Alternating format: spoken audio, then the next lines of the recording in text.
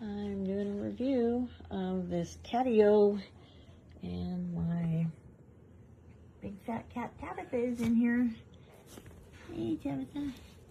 This is a good size for her. She is pretty overweight, and this is still, it's got three levels. The bottom, the second floor, and then a loft. And the loft has an opening.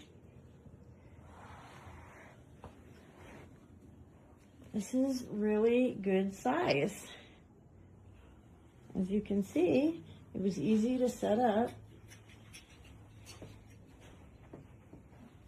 This little window is on the top level, and that zips up. The fabric is really nice and sturdy. The frame is good and sturdy.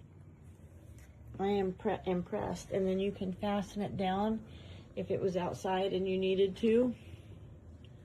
It was so simple. I just pulled it up and it was ready to go. Hi, Tabitha.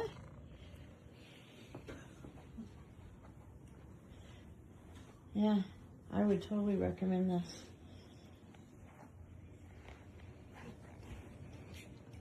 Okay, girl. And then it zips up here.